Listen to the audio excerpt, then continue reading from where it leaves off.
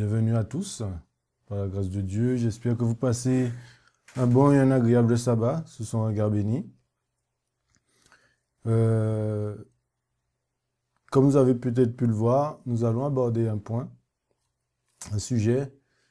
Certainement que ces derniers temps, vous avez pu entendre parler concernant beaucoup de propos qui ont été tenus concernant Ellen White.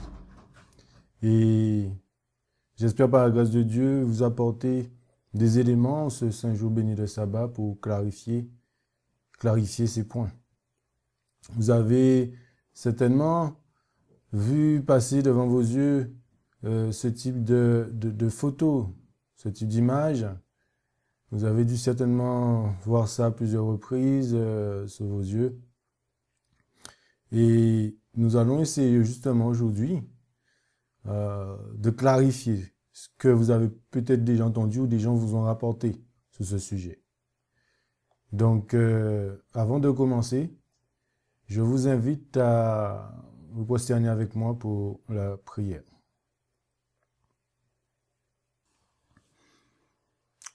Père éternel, notre Dieu, nous te disons merci infiniment pour ce privilège que tu nous accordes de pouvoir une nouvelle fois ouvrir ta parole. Et Seigneur, nous avons pu voir à travers cette école du sabbat que il y aura des faux prophètes, des faux docteurs, des faux enseignants, et ainsi que de faux enseignements pour détourner le peuple de Dieu, pour détourner ton peuple, pour séduire tes enfants. Seigneur, nous arrivons à un point culminant de l'histoire de l'humanité. Mais c'est maintenant que nous devons être solides. C'est maintenant que nous devons être stables. C'est maintenant que nous devons être enracinés sur la plateforme de la vérité. Seigneur, veuille envoyer tes anges afin de nous protéger. De nous protéger de ces assauts qui risquent d'arriver, bien évidemment, parce que ce sujet que nous allons aborder est un sujet capital, car cela fait partie de ta parole, des Saintes Écritures. Et nous te demandons de nous faire grâce que toutes ces personnes qui écouteront ce qui va être dit puissent avoir la conviction que cela vient du ciel. Non moi, mais de Jésus, ton Fils. Alors, Père éternel, fais-nous grâce, je t'en prie. De cet instant, permets que tout puisse bien se passer, la technique, ainsi que chaque personne, chacun qui est chez soi, puisse prendre des notes et réécouter, réétudier les points que nous allons aborder pour s'asseoir sur des fondations solides afin de ne pas être ébranlés. Oui, Père, pardon encore pour tous nos péchés. Et sur le nom de Jésus, notre seul Sauveur, nous t'avons prié pour ta gloire. Amen. Amen. Amen. Je vais commencer avec ce premier texte dans la parole de Dieu, dans la Bible, la Sainte Bible, qui se trouve dans Amos, au chapitre 3 et le verset 7. Amos, au chapitre 3 et verset 7, nous dit « Le Seigneur, l'Éternel, ne fait rien, mais il révèle son secret à ses serviteurs, les prophètes. » Autrement dit, Dieu ne fait rien, les amis, rien, si il ne révèle pas ce qu'il souhaite faire ou réaliser par ses prophètes.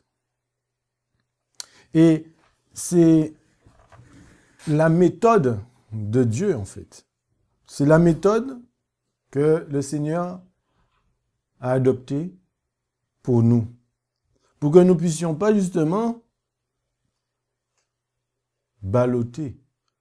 Pour ne pas justement être séduits. Et donc on le voit dans le verset de Amos, que le Seigneur ne fait rien sans qu'il le révèle, ses secrets, à ses serviteurs, les prophètes. Aujourd'hui, nous allons, comme vous pouvez le voir à l'écran, aborder ce point, à savoir si cette sœur, Ellen White, est une vraie messagère. Ah, Nous allons aborder ce point en ce jour. Et j'espère que cela sera bénéfique pour chacun d'entre vous. Pour commencer, Ellen White est née en 1827 de parents méthodistes à Gorham, dans le Maine, aux États-Unis. À l'âge de 9 ans, elle a été victime d'un accident presque mortel, mettant fin à ses études formelles et faisant d'elle une enfant malade. En 1840, intriguée par le message du réveil de l'Advent du prédicateur baptiste William Miller, Hélène a donné son cœur à Jésus. Peu de temps après, elle a été baptisée et est devenue membre de l'Église méthodiste. Elle fut profondément déçue lorsque Jésus ne revint pas en 1843, ni à nouveau en octobre 1844, comme l'avaient prédit les Millerites. À l'âge de 17 ans, décembre 1844, elle eut la première de ses nombreuses visions, mariée à l'évangéliste James White en 1846. Ellen White a publié son premier livre parmi des dizaines d'autres à Sketch of the Christian Experience, Unreal of Ellen G. Wright en 1851. Et puis, comme vous pouvez le voir, La Grande Controverse, le livre Jésus-Christ, etc. Et en vision, Madame White a pu voir divers événements futurs. Par exemple, elle a pu voir le tremblement de terre dévastateur de San Francisco en 1906, 2 jours avant qu'il ne se produise.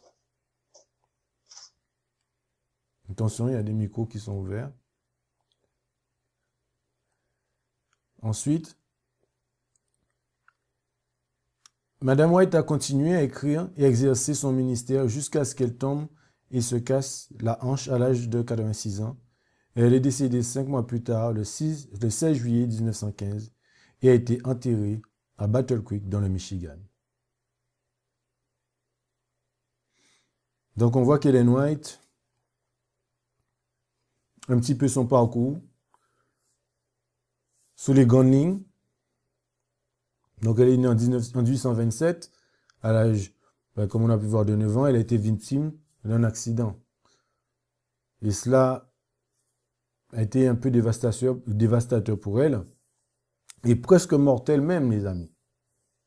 Et cela, ça a changé le cours de sa vie. Et donc, comme sa santé, notamment, s'est détériorée, elle n'a pas pu poursuivre ses études. Donc, elle est obligée d'abandonner ses ambitions et devenir ce qu'on verra. Donc, première question que nous allons essayer d'élaborer, de comprendre, de trouver, c'est tester. Il faut tester. Et là, nous allons tester afin de savoir qu'est-ce qu'un vrai prophète. Et premièrement, un prophète, sa prédication s'accomplit. C'est ce que la Bible nous dit. Dans Deutéronome 18, verset 22, « Quand ce que dira le prophète n'aura pas lieu et n'arrivera pas, ce sera une parole que l'Éternel n'aura pas dite. C'est par arrogance que le prophète l'aura dite. N'aie pas peur de lui. » Ah! Je reprends. Quand ce que dira le prophète n'aura pas lieu et n'arrivera pas, ce sera une parole que l'Éternel n'aura pas dite. C'est par arrogance que le prophète l'aura dite. N'aie pas peur de lui. Donc là, premièrement, les amis, on nous donne des éléments concernant un prophète de Dieu. Et parmi ces éléments qui nous est présentés, il nous est dit que si un prophète parle et que ce qu'il dit n'a pas lieu, mais ça ne sera pas une parole de l'Éternel.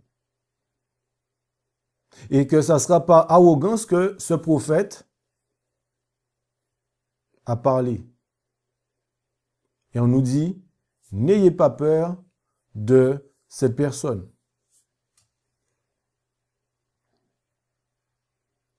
Ensuite, on nous dit dans Jérémie, au chapitre 28, verset 9, « Quant au prophète qui annonce la paix, c'est lorsque sa prophétie s'accomplit qu'il est reconnu comme vraiment envoyé par l'Éternel. » Ah, un deuxième point, les amis, qui nous est fait mention, c'est que quand un prophète qui annonce la paix, par exemple, lorsque sa prophétie s'accomplit, eh bien qu'il est reconnu comme venant, comme vraiment envoyé de l'Éternel. Donc, autrement dit, un envoyé de l'Éternel, ce qu'il dit, ce qu'il prophétise, s'accomplit. C'est bien ce qu'on comprend. Eh bien, nous allons justement détailler afin de savoir, concernant Ellen G. White, est-ce que ce qu'elle a dit, ou ce qu'elle a prédit, est-ce que ces choses se sont accomplies? Rendons-nous dans ce livre qui s'intitule Témoignages pour l'Église, volume 9. Il est dit, un jour, alors que je me trouvais à New York, j'ai été appelé pendant la saison nocturne à contempler des bâtiments s'élevant étage après étage vers le ciel. Ces bâtiments étaient garantis ignifuges et avaient été érigés pour glorifier leurs propriétaires et leurs bâtisseurs. Ces bâtiments s'élevaient de plus en plus haut et les matériaux les plus coûteux y étaient utilisés. La scène qui s'est ensuite déroulée devant moi était une alerte à l'incendie. Les hommes regardaient les bâtiments élevés et soi-disant à l'épreuve du feu et disaient « ils sont parfaitement sûrs ». Mais ces bâtiments étaient consumés comme s'ils étaient faits de poids. Les camions de pompiers ne pouvaient rien faire pour arrêter la destruction. Les pompiers étaient incapables de faire fonctionner les machines. Nous avons des éléments concernant ce qu'elle a dit. OK? Elle a parlé premièrement, de gratte-ciel qui seraient construits, de bâtiments qui seraient considérés comme ignifuges. Une alarme incendie était suivie par des personnes sur le terrain, affirmant que les bâtiments élevés étaient parfaitement sûrs. Ils brûlaient comme de la poix. Les camions de pompiers ne pouvaient pas arrêter l'enfer. Les pompiers ne pouvaient pas faire fonctionner leurs camions de pompiers.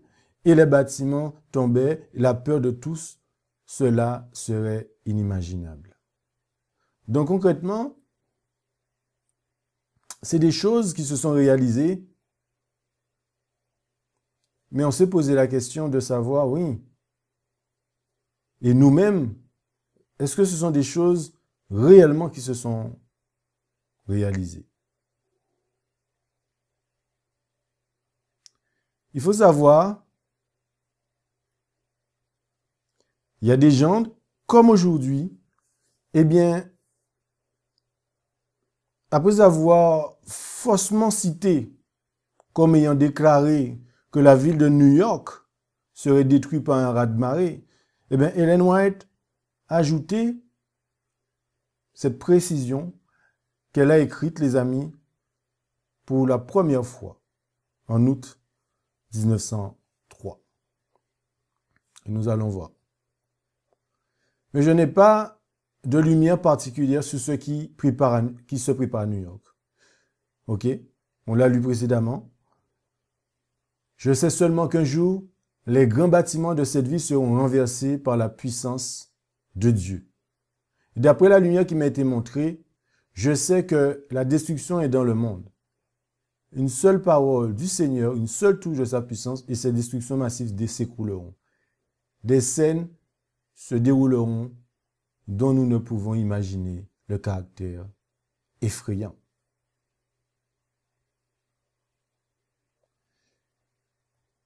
Bien sûr, les amis, on pourrait penser que ce qui précède parle de la seconde venue du Christ. Pourtant, ce qui suit dit le contraire. Et cette sélection est une adaptation d'une lettre écrite en janvier 1901 qui décrit une autre vision de bâtiment en train de s'écouler. Lisons, les amis. Il est dit, le temps est venu où le monde connaîtra une tristesse qu'aucun baume humain ne pourra guérir. Avant même que la lumière grande, avant même que la dernière grande destruction ne s'abatte sur le monde, les monuments flatteurs de la grandeur de l'homme s'écrouleront dans la poussière. Les jugements rétributifs de Dieu s'abattront sur ceux qui, malgré la grande lumière, auront continué à pécher. Des bâtiments coûteux, censés être à l'épreuve du feu, sont construits. Mais comme Sodome a péri dans les flammes de la vengeance de Dieu, ces structures orgueilleuses deviendront des cendres. Récapitulatif, les amis. Où elle a parlé de gratte-ciel, de bâtiments qui seraient comme inifuges. On a parlé d'alarmes d'incendie. Aussi des bâtiments qui brûleraient comme de la poix, des camions de pompiers qui ne pourraient pas arrêter l'incendie, et les pompiers ne pourraient pas faire fonctionner leurs camions de pompiers, les bâtiments tomberaient, la peur que cela représenterait serait inimaginable. Eh bien, par la suite, ce qu'elle a dit dans ce passage, des deux passages qu'on a vus précédemment, nous allons essayer de voir si ces choses se sont réalisées, puisqu'on a dit, si un prophète parle de Dieu, cela se réalise. Si ça ne se réalise pas, c'est qu'il ne parle pas de la part de Dieu. On est d'accord, hein? Ce qu'on a lu dans les deux textes qu'on a pu voir précédemment. Des gratte-ciel ont été construits à New York. À l'époque où Ellen White a eu cette vision, l'un des plus hauts immeubles du monde était le Manhattan Life Building, de 26 étages, construit en 1894. Il a été suivi en hauteur par le Park Road Building en 1899 et le Singer Building en 1908. La course a alors commencé et les constructeurs se sont battus pour obtenir le titre tant convoité de plus haut immeuble. Finalement, en 1872 et 1873, les tours jumelles du World Trade Center ont été achevées et ils n'ont conservé ce titre prestigieux que jusqu'en 1974. De 1908 à 1974, les plus hauts immeubles du monde se trouvaient à New York. Ensuite, il nous a dit que ces bâtiments, elle disait que ces bâtiments seraient considérés comme inifuges. La spécification d'Ellen White selon laquelle les bâtiments seraient considérés comme inifuges rappelle le fait que les bâtiments modernes sont composés d'acier et de béton armé, des matériaux qui ne brûlent pas. Cela explique pourquoi ces bâtiments sont communément appelés inifuges. Ensuite, une alarme d'incendie aurait été suivie par des personnes au sol affirmant que les hauts bâtiments étaient parfaitement sûrs. L'effondrement total des tours a pris tout le monde par surprise. Personne ne s'attendait à ce que les incendies et les impacts les fassent s'effondrer. Alors que la réaction initiale de nombreuses personnes au World Trade Center 2 après que le World Trade Center 1 ait été touché était d'évacuer. Certaines se sont retournées vers la mort après que le système de sonorisation leur ait dit de rester sur place, car le bâtiment était parfaitement sûr.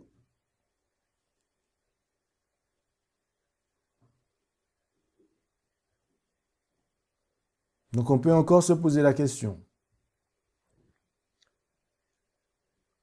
Il nous est dit qu'il y avait un accident dans la première tour, que les pompiers étaient en route, que notre bâtiment était sécurisé et que nous pourrions retourner à nos bureaux sous peu, a déclaré Inke. Il n'arrêtait pas de dire, répétez, le bâtiment 2 est sécurisé, répétez, le bâtiment 2 est sécurisé, a déclaré Simmons. Un certain nombre de personnes se sont retournées. Restez où vous êtes, ceci est une zone sécurisée. Veuillez rester dans le bâtiment. Restez où vous êtes, a rappelé Bertel en disant à l'annonceur. Nous n'avons pas ralenti. Nous l'avons simplement ignoré et avons continué à avancer. Il était 9h06. Des poursuites judiciaires probables après les attentats du World Trade Center du 10 octobre 2001, CNN.com. Jusqu'à maintenant, les amis, on essaie de voir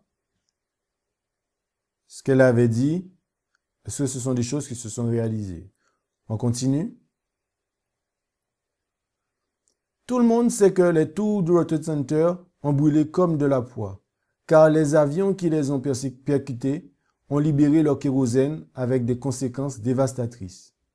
Et les décombres ont continué à brûler pendant des mois, entravant les efforts de reconstruction. Enfin, le 19 décembre, les incendies sous les décombres ont été déclarés éteints.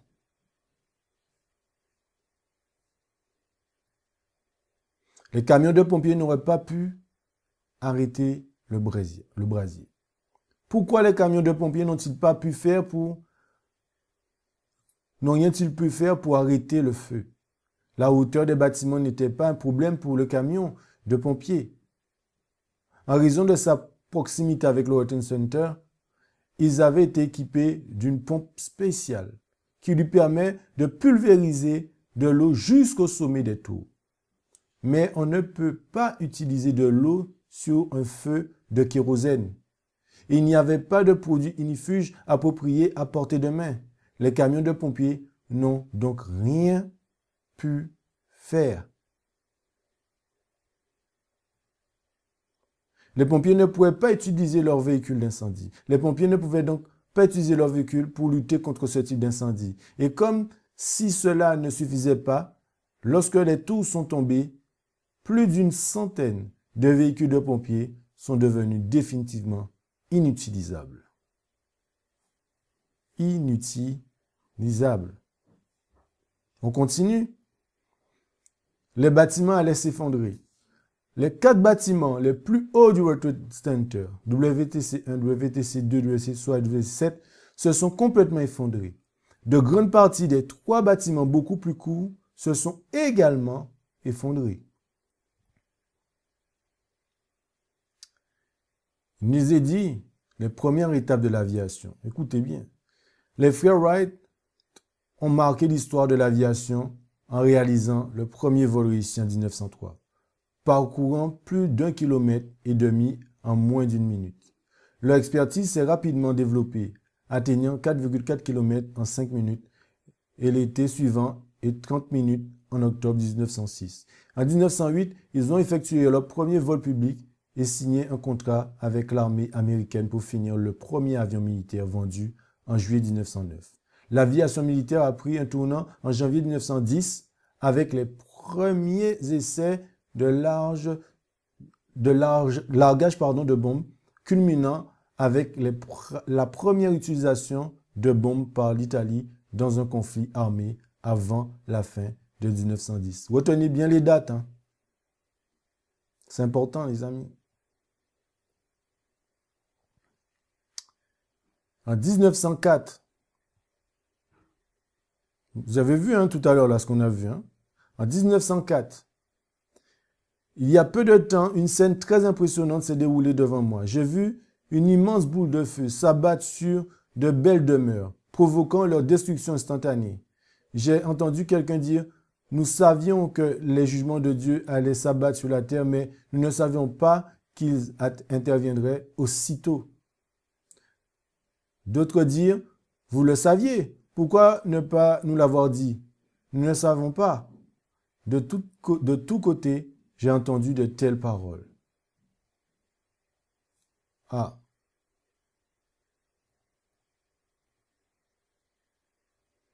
Jusqu'à maintenant, d'après ce qu'on a pu lire et d'après ce qu'elle a pu dire, pourrions-nous dire que ces choses-là se sont réalisées? Je vous laisse répondre vous-même.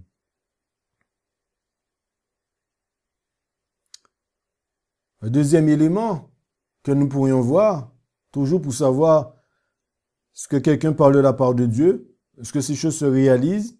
On est toujours dans ce même processus. Parce que faut tester pour savoir si cette personne parle de la part de Dieu. Le cancer causé par des germes. Francis Peyton Roux a suggéré en 1910 que le cancer était causé par un virus. Il a plus tard reçu un prix Nobel pour sa découverte. Mais Ellen White avait dit la même chose 5 ans avant lui. Comment le savait-elle? En 1905, la viande n'a jamais été la meilleure nourriture, mais son utilisation est aujourd'hui doublement répréhensible. Car les maladies animales se multiplient rapidement. Ceux qui consomment de la viande ne savent pas vraiment ce qu'ils mangent. Souvent, s'ils pouvaient voir les animaux vivants et connaître la qualité de leur viande qu'ils mangent, ils s'en détourneraient avec dégoût. Les gens mangent continuellement de la viande remplie de germes tuberculeux et cancéreux. La tuberculose, le cancer et d'autres maladies mortelles se transmettent ainsi. Les médicaments.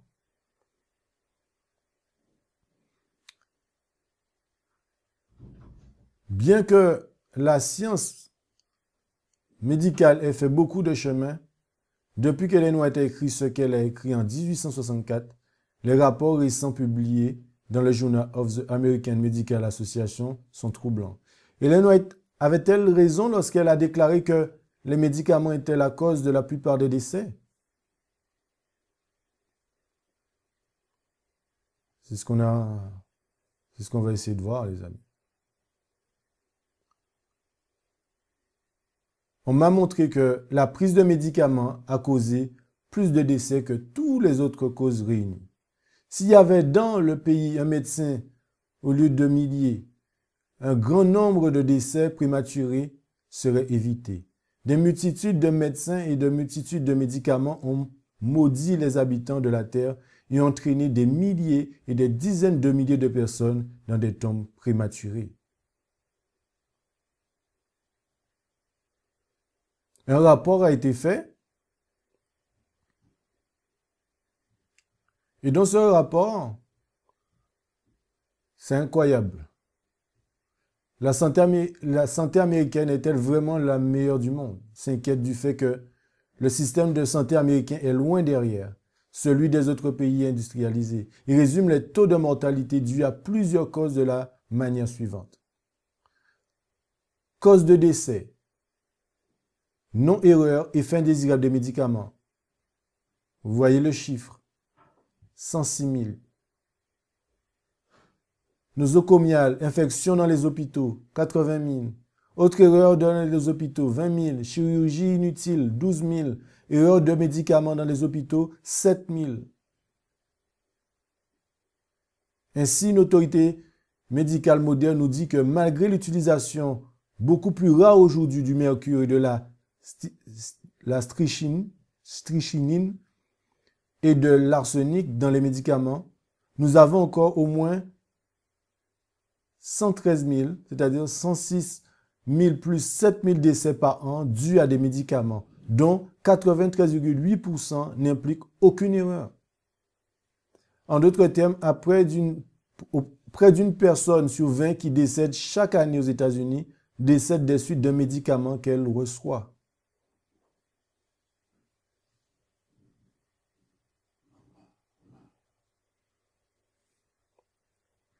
Poursuit. La maladie de la vache folle.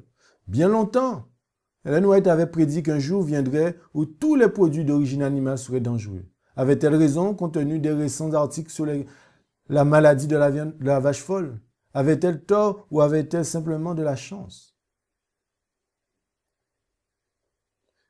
Que la réforme alimentaire soit progressive. Que les gens apprennent à préparer les aliments sans utiliser de lait ou de beurre. Dites-leur que le temps viendra bientôt où il ne sera plus prudent de consommer des œufs, du lait, de la crème ou du beurre, car les maladies animales augmentent en proportion de la méchanceté des hommes. Le temps est proche où, à cause de l'iniquité de la race déchue, toute la création animale gémira sous les maladies qui maudissent la terre.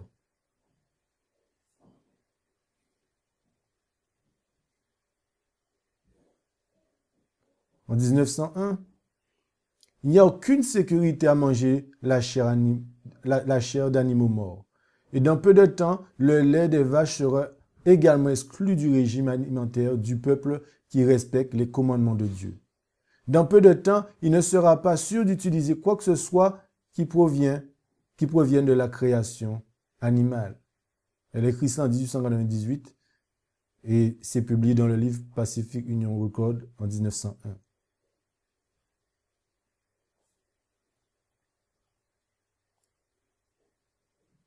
Donc, est-ce que ces prédictions, compte tenu de ce qu'on a pu lire, est-ce que ces prédictions continuent à se réaliser à la lettre? Et même ceux qui tentent de supprimer les témoignages accomplissent également, les amis, ces prédictions. Et nous allons le voir.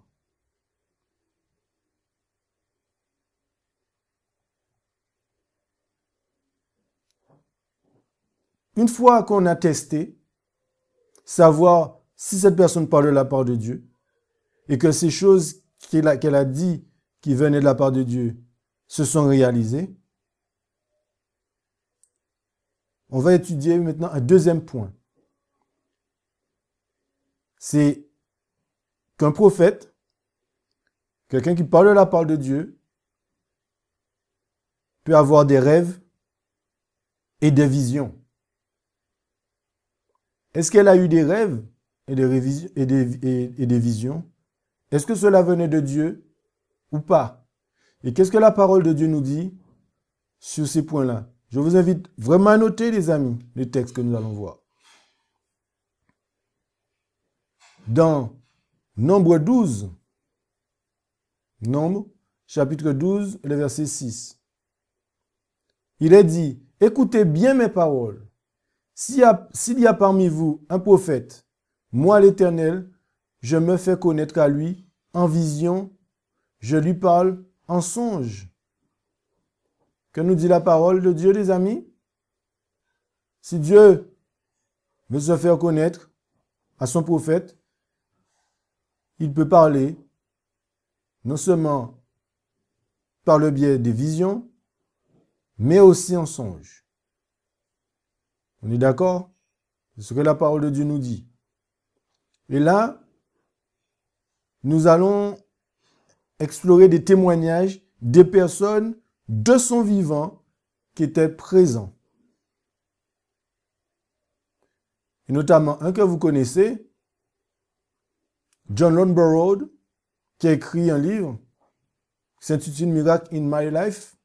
À la page 21 et 22, il dit ceci. Après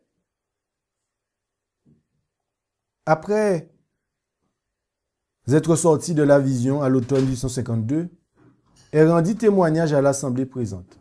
Elle s'adressa particulièrement à moi, décrivant le fonctionnement de mon esprit avant d'embrasser la vérité, et même des pensées que je n'avais exprimées à personne.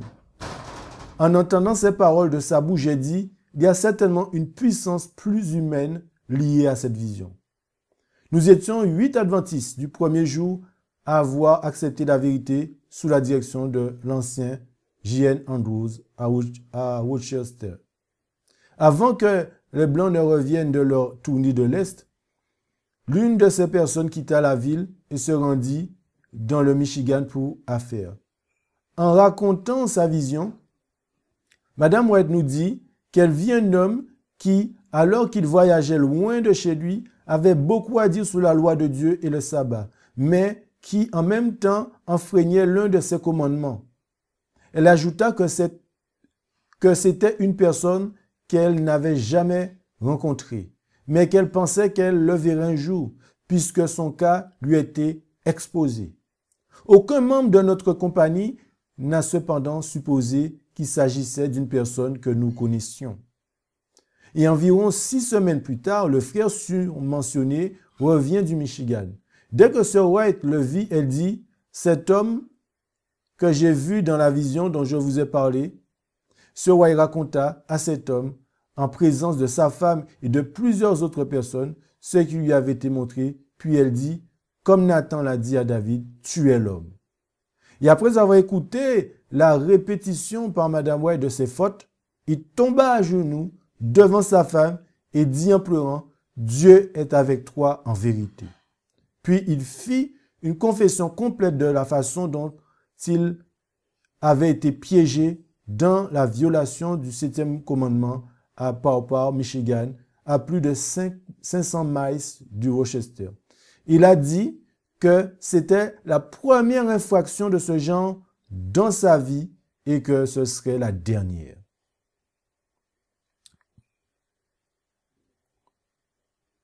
Vous voyez, les amis, à travers ce témoignage, Ellen White n'a pas connu cet homme, n'avait jamais rencontré. Où elle parle à John Scarborough de quelqu'un qu'elle n'a jamais rencontré. Et que le Seigneur lui a montré sur la vie de cet homme. Et Dieu a fait que cette personne puisse rencontrer Ellen White en présence, comme on a pu le voir, de sa femme et de ses enfants. Il nous est dit, après avoir écouté la répétition par Madame White de ses fautes, il tomba à genoux devant sa femme et dit en pleurant, « Dieu est avec toi en vérité. »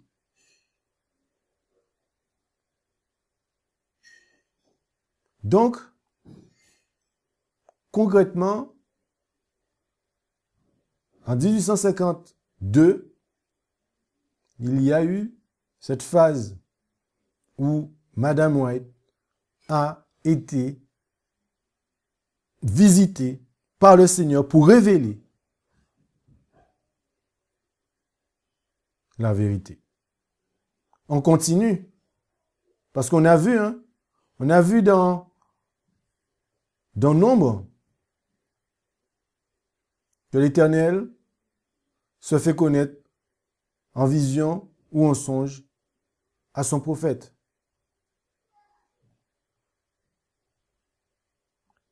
On va avoir un deuxième témoignage.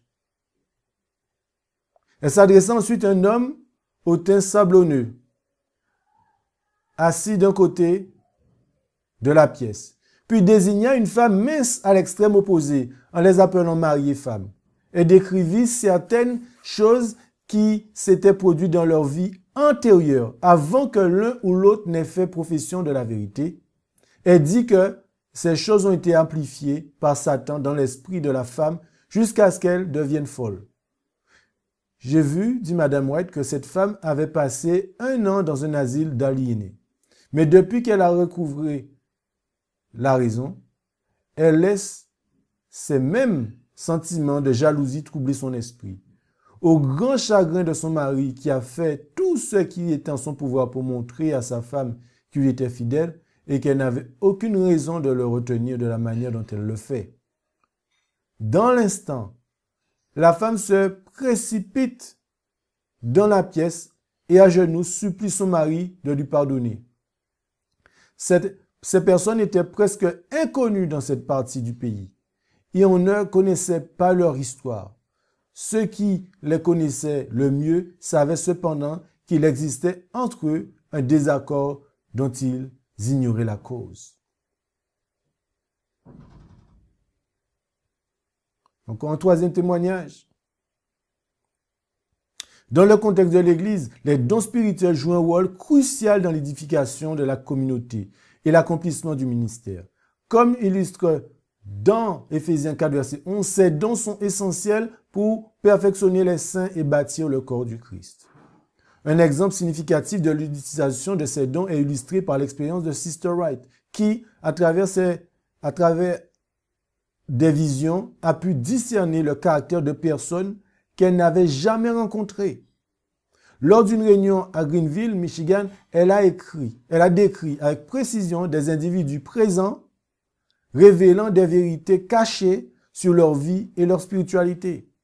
Elle a mis en garde contre un homme, M. Pratt, en soulignant son manque de conversion véritable et sa tendance à ne pas respecter ses engagements, ce qui nuisait à sa crédibilité dans la communauté. En revanche, elle a encouragé un autre homme, Frère Barr, à accepter le pardon divin, ce qui a transformé sa perception de lui-même et son engagement envers l'Église.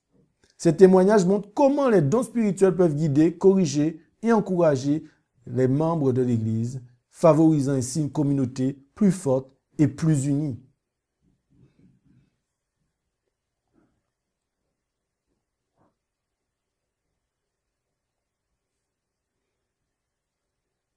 C'est des gens de son époque, ses contemporains, qui relatent les témoignages, mais on n'a pas fini. Encore un autre. Cette note de synthèse relate un événement marquant survenu à Jackson, impliquant l'ancien colonel, l'ancien James et Madame White, et un incident lié à une vision prophétique. Lors d'une réunion à Tinwan, Madame White a eu une vision concernant une femme prétendant une grande sainteté, mais révélée en vision comme corrompue. Cette femme, voyageant avec un jeune homme, était mariée à un vieil homme, et leur comportement fut critiqué comme immoraux. Et à Vergennes, Madame White a identifié cette femme dès son arrivée. Et lors d'une réunion, elle a publiquement dévoilé les méfaits de la femme en question. La réaction de cette dernière fut de lancer une défense morale inefficace, affirmant « Le Seigneur connaît mon cœur ».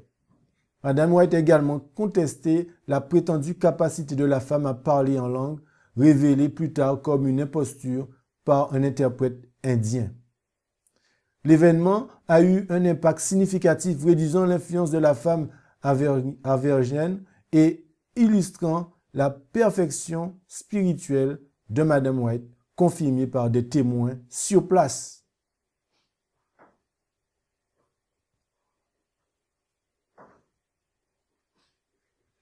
Et les récits bibliques et historiques illustrant la capacité des anges à apaiser même les créatures les plus féroces. Un exemple marquant est celui de Daniel dans la fosse au lion. Et un ange a calmé les animaux affamés, les rendant aussi dociles que des animaux domestiques. Un autre incident notable concernant un cheval indiscipliné en 1846. Elder et Madame White, qui voyageaient à travers le Maine, ont fait l'expérience de l'influence apaisante d'un ange. Malgré la nature imprévisible et dangereuse du poulain qu'ils utilisaient, l'ange a calmé l'animal, leur permettant de voyager en toute sécurité. Ce poulain avait auparavant été responsable de la mort de 2 hommes, soulignant la puissance de l'intervention évangélique pour neutraliser des situations potentiellement mortelles. Et donc, lorsque nous avons abordé toute cette partie où Madame White a eu des visions, où elle a eu des révélations,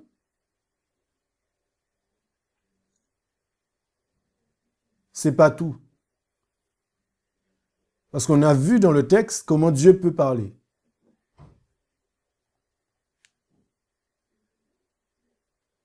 Est-ce qu'il y a eu des événements surnaturels, des phénomènes surnaturels pendant les visions? Et là, nous allons essayer d'aborder ce second point. Que nous dit la Bible? Que nous dit la Bible justement concernant ces phénomènes surnaturels pendant les visions? Est-ce qu'elle a eu des événements, est-ce qu'elle a vécu des événements surnaturels pendant ces visions? Que nous dit la Bible?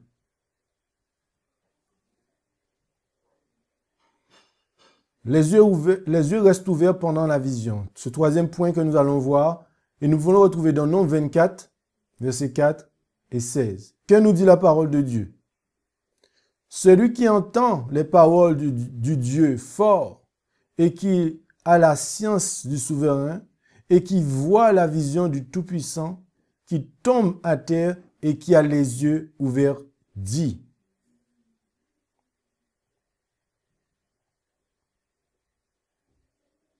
Ceci, les amis, ce texte décrit parfaitement Ellen White lorsqu'elle était en vision. Les gens de son époque agitaient leurs mains devant son visage pour essayer de la faire cligner des yeux, les amis. Et à plusieurs reprises, des hommes prenaient leurs poings, et faisaient comme s'ils allaient la frapper, puis s'arrêtaient à quelques centimètres de son nez. Jamais elle n'a cligné des yeux pendant qu'elle était dans le champ de vision. Elle était consciente, les amis, de ce qui se passait. Pardon, elle était inconsciente de ce qui se passait autour d'elle. Et la parole de Dieu nous dit, dans Nombre, qui tombe par terre ou qui a les yeux ouverts.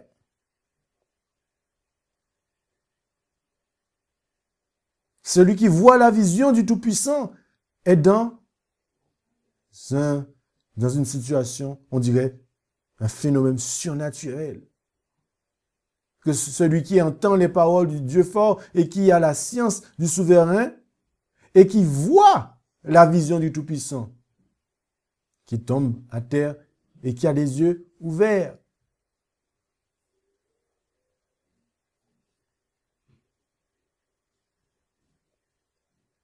Est-ce qu'elle a vécu cela? Oui.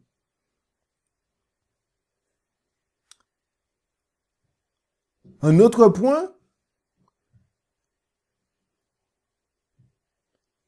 pas de souffle pendant la vision.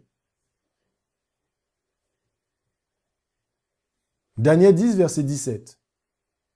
Et comment pourra le serviteur de mon Seigneur parler à mon Seigneur, puisque dès maintenant, il n'est resté en moi aucune vigueur et que mon souffle n'est point demeuré en moi.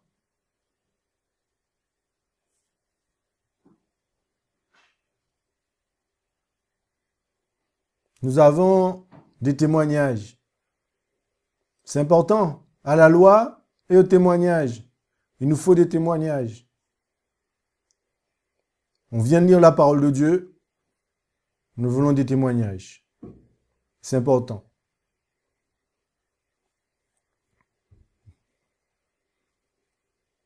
Il nous est dit, par le biais de ce témoignage, FC Castle, il nous est dit, nous donnons la déclaration suivante d'une personne qui était témoin d'un examen médical de Madame White alors qu'elle était en vision à Stowe, dans le Vermont, au cours de l'été 1853. Il dit ce qui suit. Écoutez le témoignage. Un médecin était présent et l'examina comme sa sagesse et son savoir le lui dictait, afin de trouver la cause de la manifestation. Une bougie allumée fut tenue près de ses yeux, qui étaient grands ouverts. Pas un muscle de l'œil ne bougea. Il l'a ensuite examiné pour vérifier son pouls et sa respiration. Et il n'y avait pas de respiration. Le résultat fut qu'il fut convaincu que cela ne pouvait pas être expliqué par des principes naturels ou scientifiques. Un médecin, les amis. On continue. Les témoignages suivants se rapportent d'un examen effectué pendant que Mme White était en vision lors d'une réunion tenue au domicile de l'aîné James White dans Moron Street à Winchester, le 26 juin 1854. J'avais alors 17 ans. Il me semble que je peux presque entendre ces cris palpitants de glory qu'elle a poussés. Puis, elle est tombée sur le sol. Puis elle est retombée sur le sol, non pas en tombant, mais en s'effondrant doucement.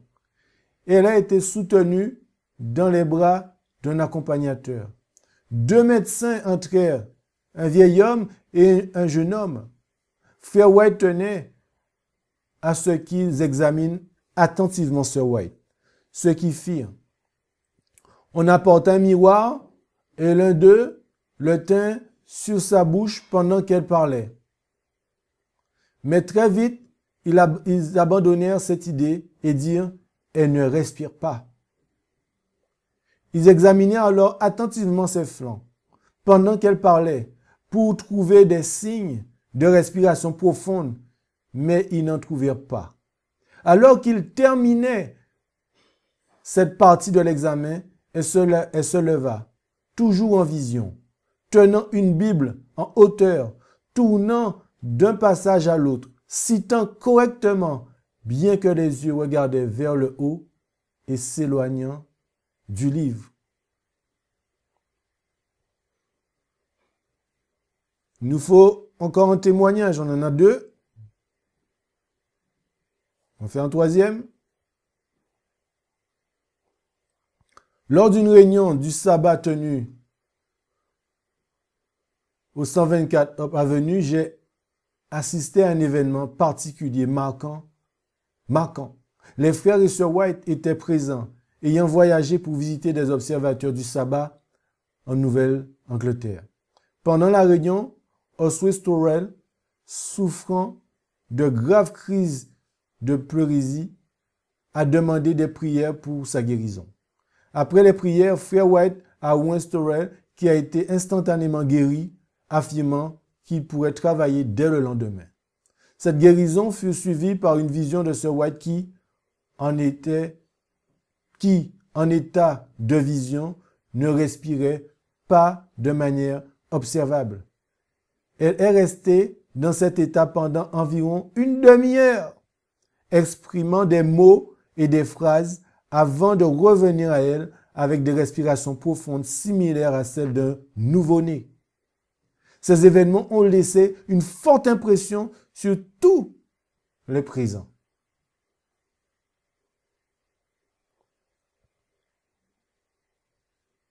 Il nous faut encore des témoignages, les amis. Je mets beaucoup l'accent sur ces points-là pour que vous puissiez comprendre avec qui nous avons affaire.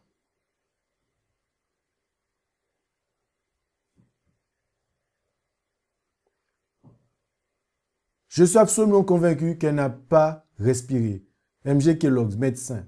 Concernant l'état de Madame White pendant sa vision, plusieurs témoignages oculaires peuvent être pertinents.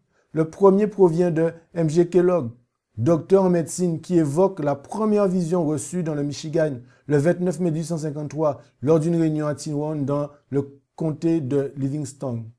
Il déclare: Sir White a eu une vision durant environ 20 minutes ou une demi-heure. Alors qu'elle entrait en vision, tous les présents semblaient ressentir la puissance et la présence de Dieu, et certains d'entre nous ont effectivement ressenti l'Esprit de Dieu reposer puissamment sur nous. Nous étions en prière et en réunion sociale le sabbat matin vers 9 h. Frère White, mon père, et Sir White avaient prié, et je priais également à ce moment-là.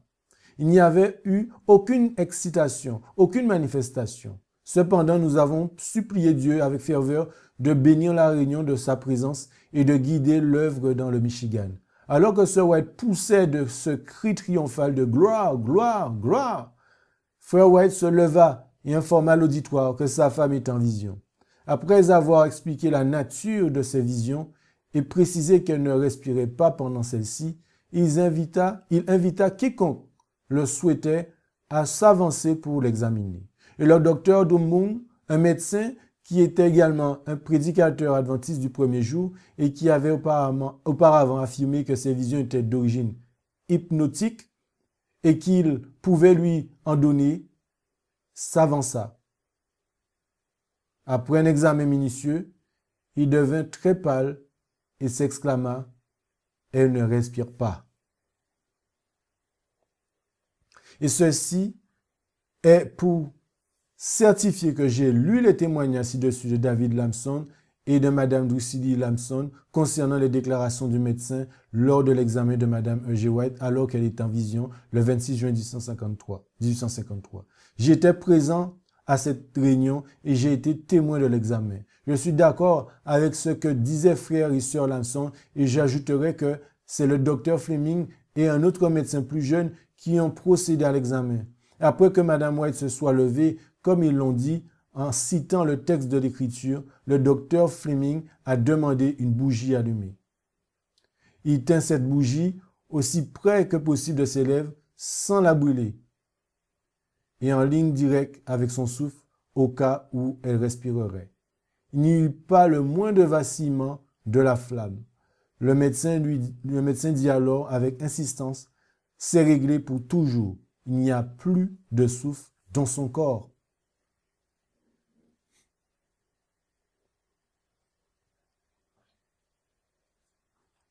On continue. Des gens qui étaient de son vivant, les amis. Ceci est pour certifier. On va lire un peu plus rapidement.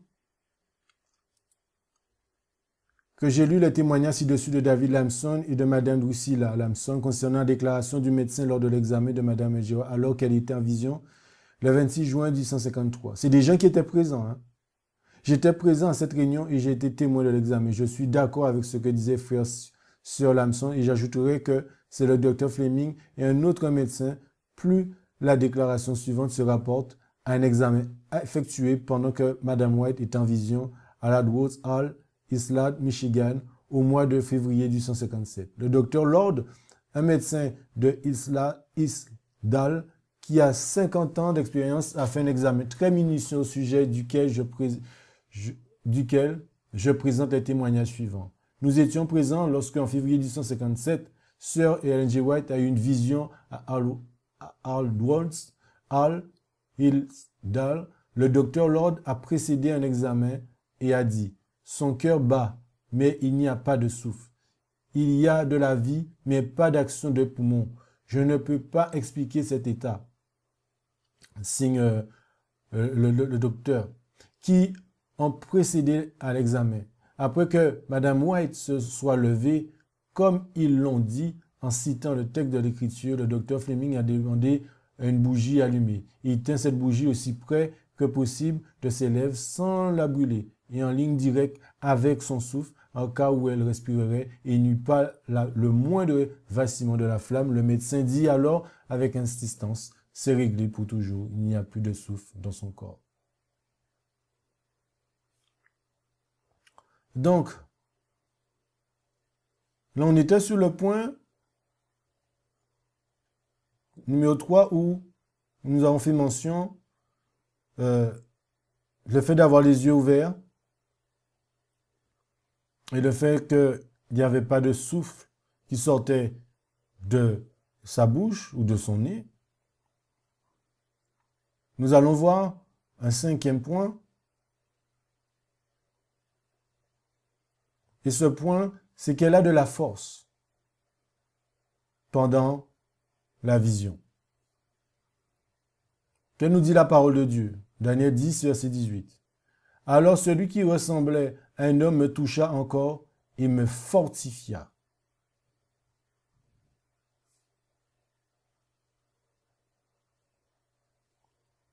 Témoignage. En octobre 1862, Morse Hull a déclaré à Pawpaw, Michigan, avec le spirit Jemierson, Hull a été partiellement influencé par une illusion satanique. Le 25 novembre, lors d'une rencontre, Madame White a eu une vision, ce qui a été observé par M. Diagno, un voisin qui a testé son état. Malgré sa force, il a trouvé impossible de plier son bras, témoignant d'une puissance supérieure. Après l'expérience, il a confirmé qu'une force surhumaine était à l'œuvre, étant donné la santé fragile de Madame White.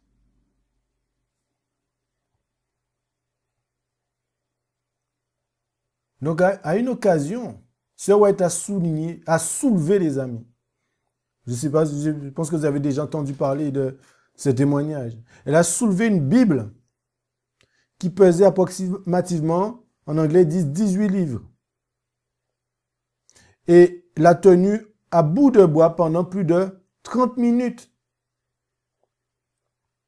Et il faut savoir que c'était une femme frêle qui pesait moins de 100 livres, environ 45 à 50 kilos. Et un homme normal aurait pu tenir la Bible pendant environ 1 minute. Et un ancien homme le plus fort du monde, Monsieur Univers, a tenu la Bible à bout de bois pendant 4 minutes. 4 minutes, les amis. Et elle, environ 30 minutes.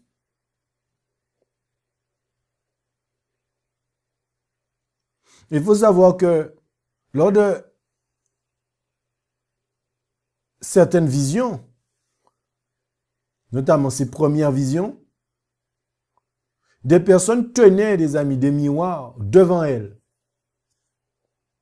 Un homme s'approcha même et mit sa main sur sa bouche et son nez pour voir si elle respirait. Et dans un cas, il y avait un médecin spirit. Et ce médecin se vantait. Et il disait que Ellen White s'hypnotisait elle-même. Et il dit que si jamais elle entrait en vision quand il serait là, il dit qu'il va la sortir de son hypnose. Et qu'il a dit qu'il ne ferait pas ce genre de choses en sa présence. Et Dieu a donné raison à sa servante, les amis. Car elle entre en vision un jour où l'homme est dans la pièce. Et c'était l'occasion pour lui de la faire sortir de son état d'hypnose. Et il s'approcha donc d'elle et commença à faire tout ce qu'il croyait pouvoir faire pour la sortir de son état d'hypnose, les amis. Et soudain, elle s'est retournée.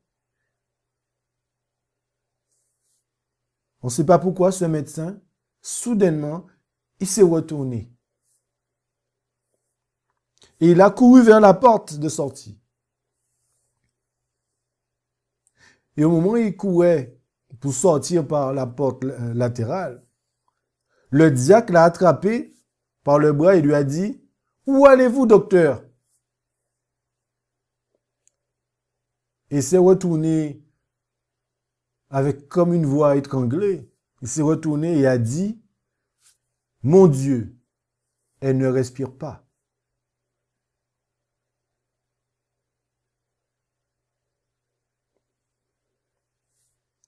Toujours dans le test, on essaie de voir si cela venait de Dieu. Et on continue.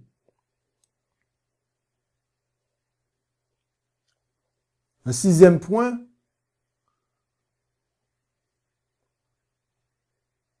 les prophéties annoncées s'accordent avec des vérités déjà établies.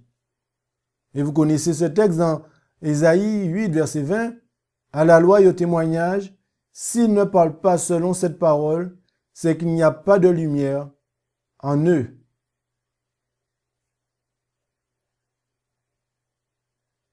La loi et le témoignage. Il doit y avoir un accord avec les 10 commandements et avec le témoignage des autres prophètes. C'est un test.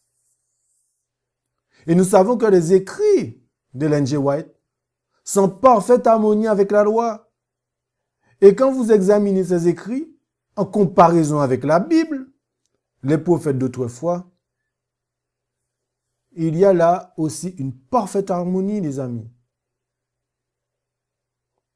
Voilà un autre test. 2 Pierre 1, verset 20. Sachant d'abord qu'aucune prophétie de l'Écriture n'est sujet à une interprétation particulière.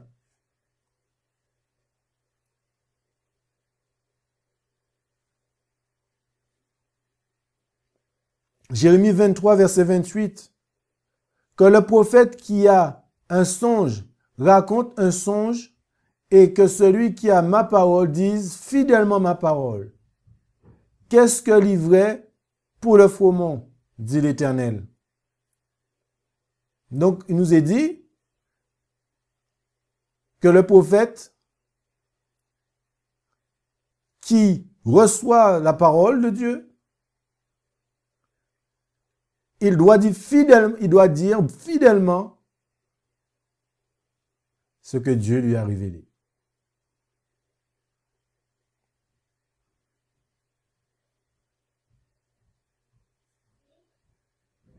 Le 7e point, ce prophète parle au nom de Dieu et non son propre et non dans son propre nom. 2 Pierre 1, verset 21. Car ce n'est pas par la volonté d'un homme que les prophéties ont été faites autrefois, mais ce sont de saints hommes de Dieu qui ont parlé, poussés par le Saint-Esprit.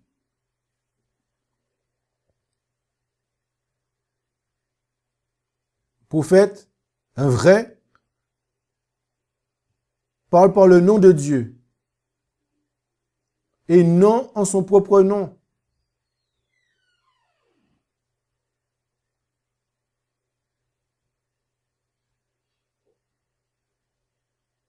Ce n'est pas par la volonté d'un homme, mais c'est poussé par l'Esprit de Dieu. Dans 1 Jean 4, verset 1 à 3, il nous est dit, « Bien-aimés, ne croyez pas tout esprit, mais éprouvez les esprits pour savoir s'ils sont de Dieu. Car beaucoup de faux prophètes sont allés dans le monde. » Beaucoup, des amis. C'est ainsi que vous connaissez l'Esprit de Dieu. Tout esprit qui confesse que Jésus-Christ est venu dans la chair est de Dieu. Et tout esprit qui ne confesse pas que Jésus-Christ est venu dans la chair n'est pas de Dieu. C'est là l'esprit de l'Antichrist dont vous avez entendu dire qui viendra et qui est déjà dans le monde. Un vrai prophète ne remettra jamais en question le fait que Jésus est venu dans la nature déchue de l'homme, dans notre chair pécheresse et dégénérée. La Bible dit que si une personne ou une église prétend que Jésus-Christ est venu sur cette terre d'une autre manière que dans la chair semblable à la nôtre, c'est l'esprit de l'Antichrist. Dans Deutéronome,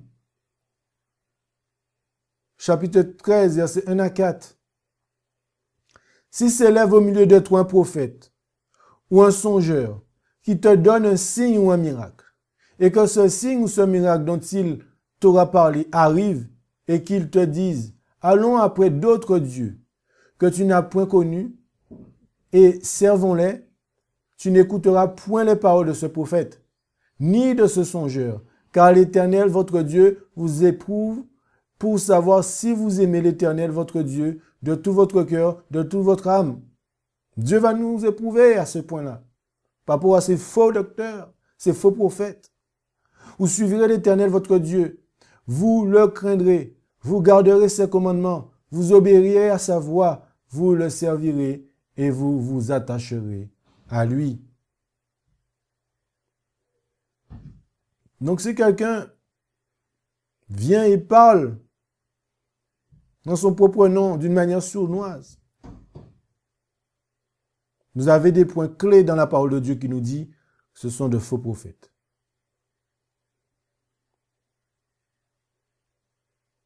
A-t-elle parlé de son propre nom? Point d'interrogation. Je vous laisse étudier aussi par vous-même.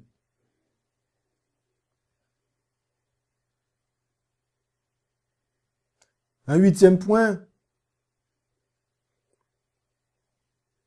que ce prophète est censé avoir et ou faire, c'est donner les directives à l'Église de Dieu.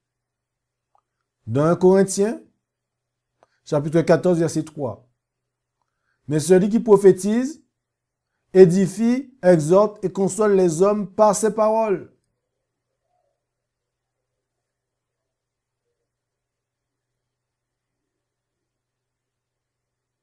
C'est important. Est-ce qu'elle le fait? Est-ce qu'elle l'a fait? Est-ce que ses écrits le font?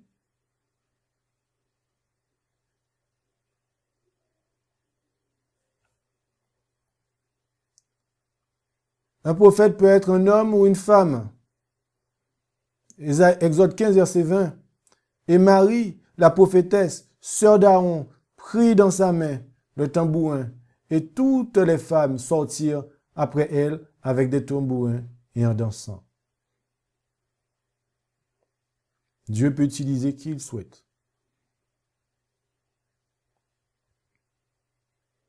Donc, si on vous dit que Dieu ne parle pas à travers ne peut pas parler à travers une femme, il ne se tient pas sur la Bible.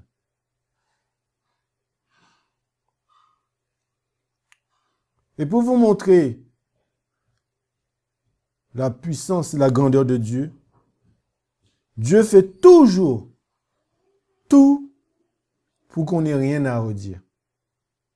Parce que ce que nous sommes en train de voir aujourd'hui, Dieu savait à l'avance qu'on aurait eu cette discussion. On aurait eu un ébranlement au sein du peuple de Dieu à travers les témoignages, à travers le don de prophétie. Dieu savait, et c'est pour cela que nous sommes en train d'en parler aujourd'hui. Et pour montrer comment Dieu a toujours bien fait les choses. Est-ce que vous connaissez ces hommes, les amis? Avez-vous déjà entendu parler de ces deux personnes? William Foy, Asen Foss.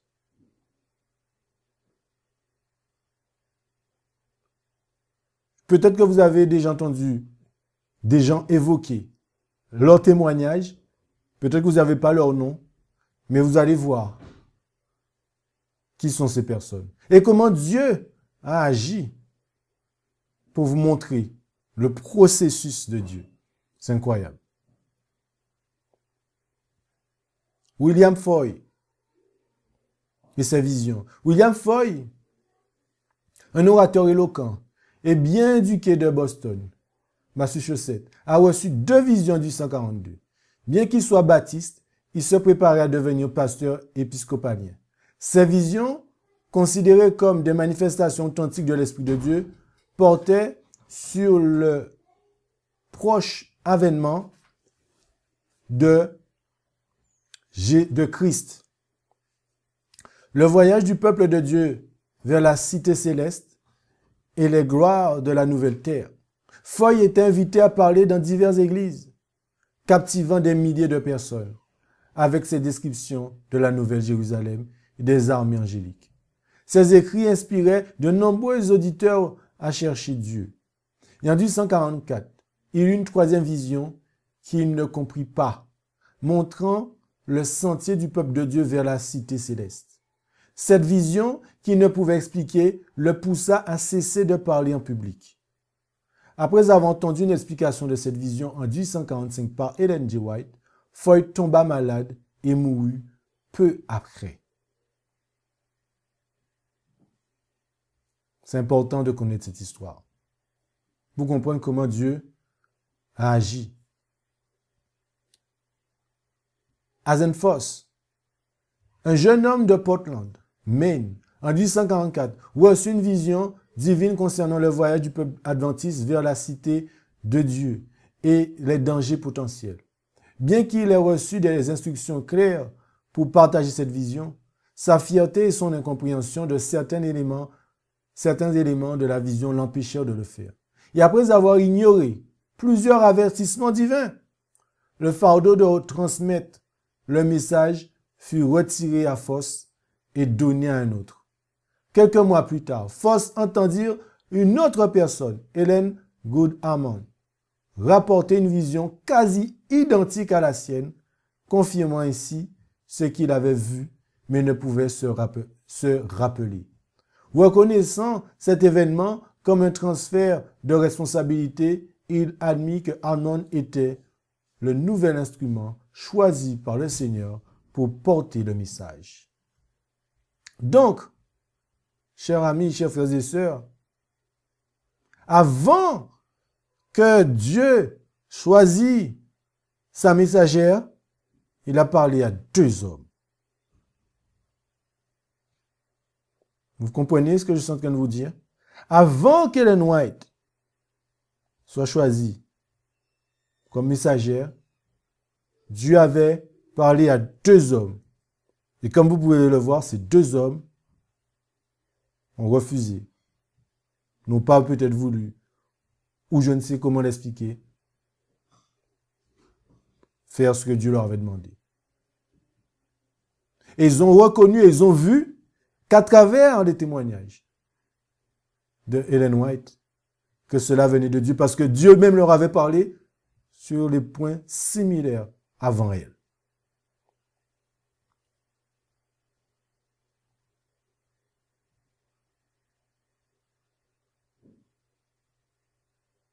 Toujours, quand Dieu choisit un prophète, un messager, c'est pour son Église.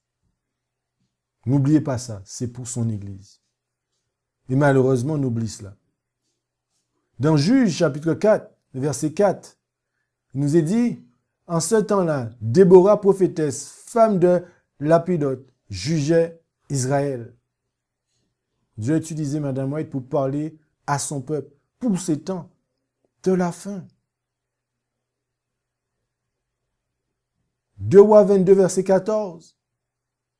Et Ilkidja, le sacrificateur, Ashikam, Akbor, Shaphan et Asaja s'en allèrent vers Hulda, la prophétesse, femme de Shallum, le gardien des vêtements, fils de Chisva, fils de Arhas, laquelle habitait à Jérusalem, dans le second quartier, et ils lui parlèrent. Dieu choisit qui il veut. C'est vrai qu'il y a beaucoup d'hommes prophètes dans la Bible. On ne peut pas nier qu'il y avait aussi des femmes que Dieu a interpellées, que Dieu a suscitées pour parler à son peuple.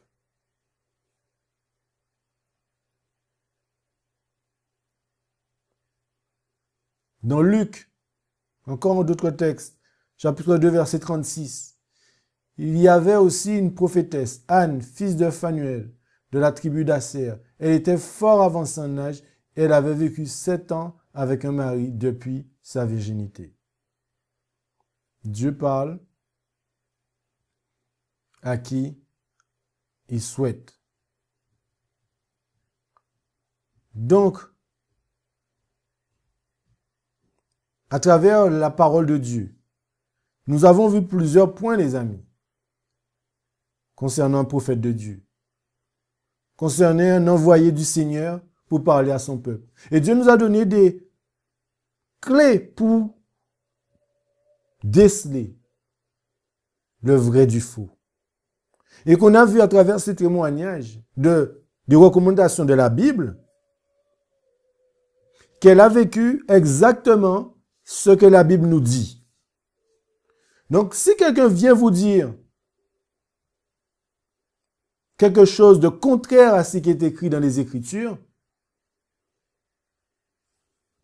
assurément que cela ne vient pas de Dieu. On est aussi clair que ça. Parce qu'on a la preuve des témoignages et des Écritures que ce qu'elle a dit, ce qu'elle a vécu en vision ou en songe, il y avait des témoins. Et c'est des choses qui se sont réalisées. Mais vous savez pourquoi nous vivons toutes ces choses à l'heure où nous sommes en train de parler? Pourquoi nous vivons le fait de discréditer le don de prophétie au sein de l'Église de Dieu? On sait très bien, un peuple sans ce don part à la dérive. Et on le sait dans l'histoire d'Israël.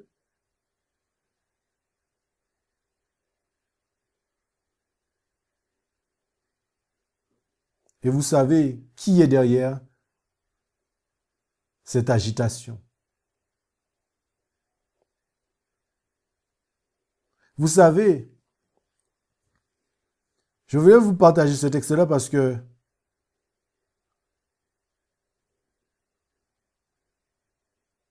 je trouve ça important. Et ce texte-là, je l'adresse tout particulièrement à mes sœurs en Christ. Mes chères sœurs, que vous m'écoutez, vous m'entendez. L'ennemi de nos âmes, comme on peut le voir dans le passé, est passé par Ève pour atteindre cette situation que nous vivons à l'heure d'aujourd'hui. Le péché.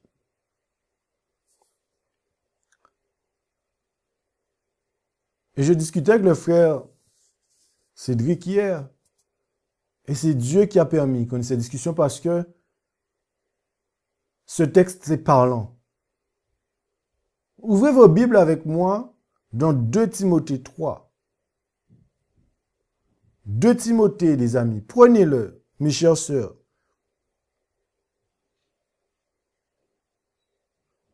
Parce que, pourquoi je prends ce texte? Comme j'ai pu vous le montrer précédemment, tout au début, vous avez dû voir passer cela dans vos algorithmes YouTube.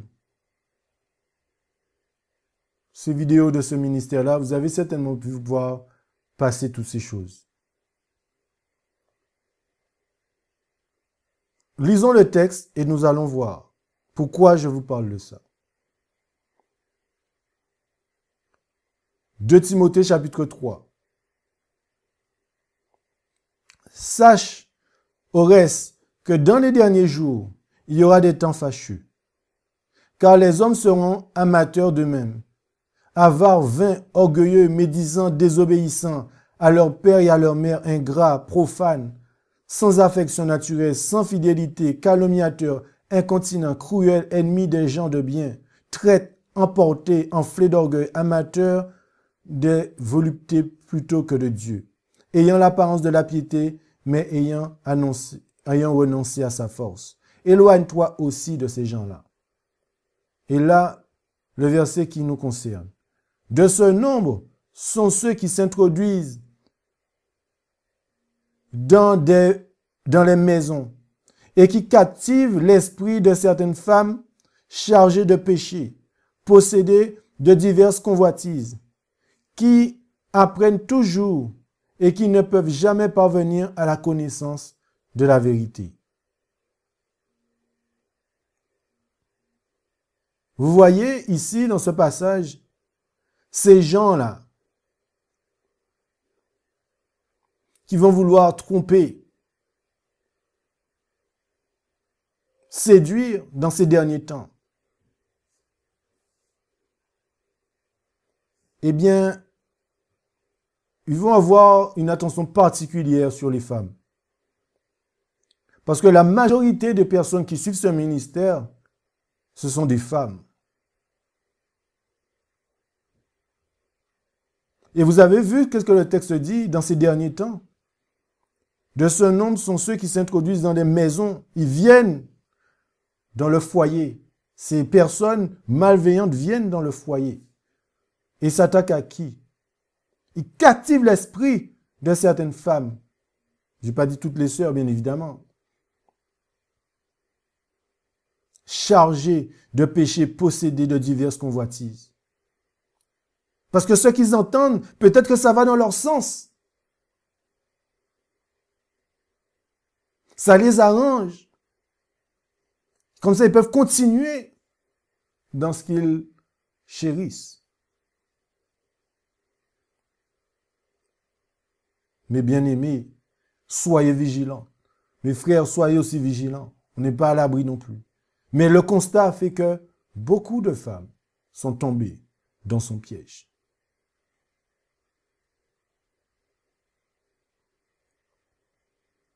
Des femmes qui étaient assises sous les fondations.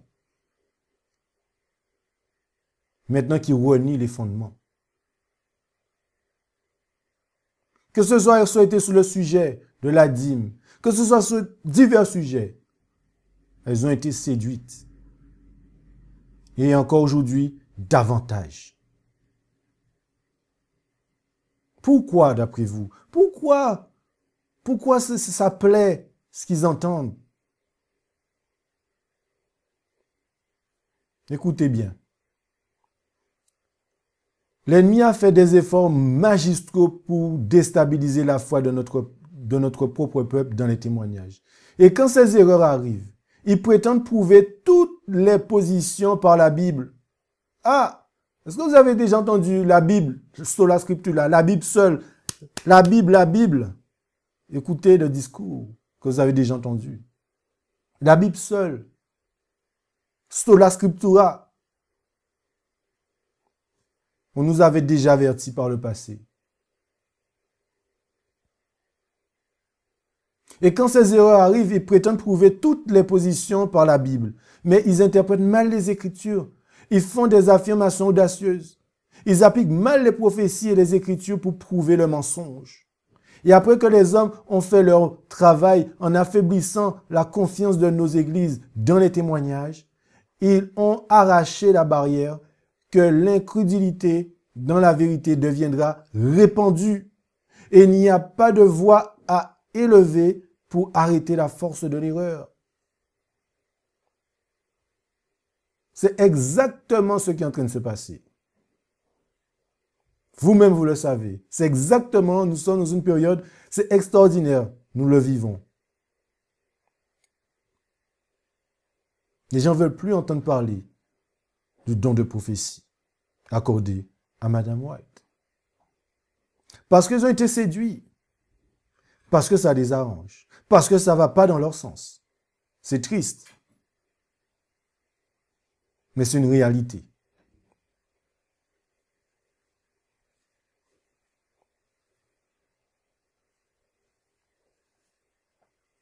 Si vous perdez confiance dans les témoignages, vous vous éloignerez de la vérité biblique. Je crains que beaucoup adoptent une position de questionnement, de doute, et dans ma détresse pour vos âmes, je vous avertis. Combien d'entre vous tiendront compte de cet avertissement, comme vous tenez actuellement des témoignages? Si l'un d'entre eux venait à croiser votre chemin, c'est-à-dire ce qu'elle a écrit, à corriger vos erreurs, vous vous sentirez parfaitement libre d'en accepter ou d'en rejeter une partie ou l'ensemble. Ben oui, ce que vous serez le moins enclin à recevoir est justement la partie la plus nécessaire. Mais c'est ça, les amis. Qu'est-ce qui fait que les gens rejettent les témoignages? C'est que ça frappe sec. On ne veut pas être converti. On ne veut pas passer par le feu. On ne veut pas passer par les mains du potier. On veut être caressé dans le sens du poil. Qui caresse dans le sens du poil? Qui? Jamais Dieu nous caressera dans le sens du poil si c'est pour notre perte.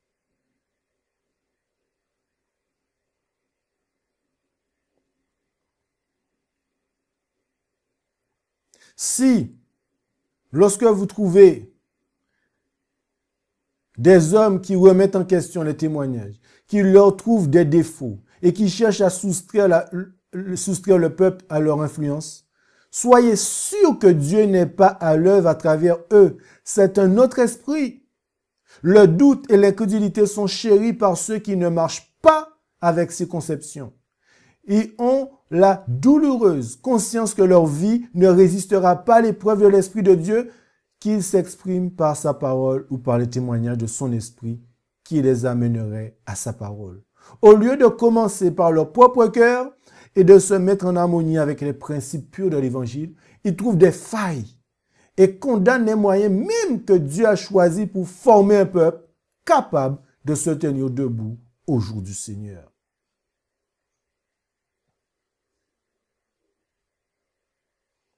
Ce n'est pas l'Esprit de Dieu.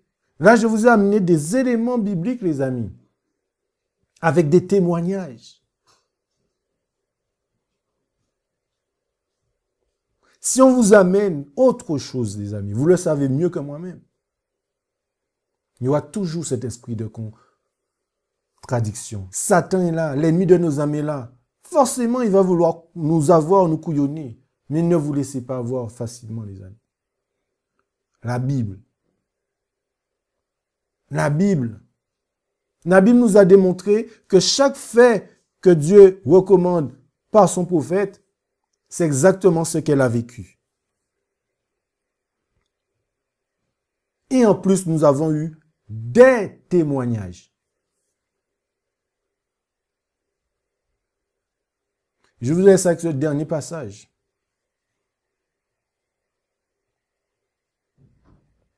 Le Seigneur Dieu est un Dieu jaloux. Il supporte encore patiemment les péchés et les transgressions de son peuple durant cette génération. Si le peuple de Dieu avait marché selon son conseil, l'œuvre de Dieu aurait avancé. Le message de la vérité aurait été porté à tous les peuples qui habitent sur la surface de la terre. Mais parce que le peuple fut désobéissant, ingrat et impie, comme le fut l'ancien Israël, le temps a été prolongé pour que tous puissent entendre le dernier message de miséricorde proclamé avec une voix forte. L'œuvre du Seigneur a été gênée et le temps du scellement retardé. Beaucoup n'ont pas entendu la vérité, mais le Seigneur leur donnera une chance de l'entendre et de se convertir. Que Dieu nous fasse grâce. Nous vivons des temps solennels, les amis. Nous vivons des temps où le retour de Jésus est plus proche plus que jamais. Un criblage se réalise.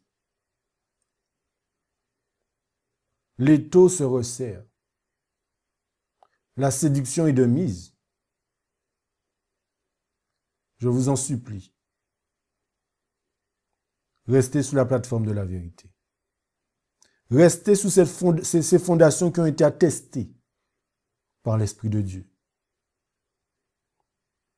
Nous n'avons rien à craindre de l'avenir, si ce n'est d'oublier dont la manière dont le Seigneur nous a conduits par le passé et ses enseignements. Que Dieu nous bénisse. Je vous souhaite à tous un bon sabbat. Et si vous avez des questions, n'hésitez pas après la prière. Amen. Gloire à Dieu. Amen. Gloire à Dieu. Disons Amen. Gloire à Dieu.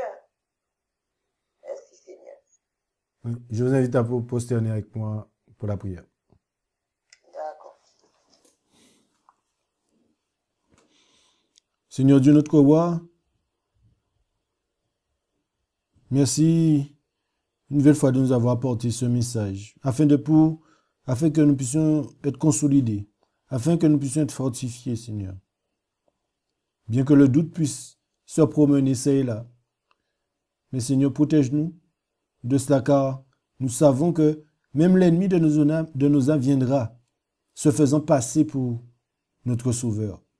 Et beaucoup seront séduits, beaucoup tomberont dans ce piège. Mais ton Fils nous a dit à travers sa parole, mes brebis me reconnaîtront.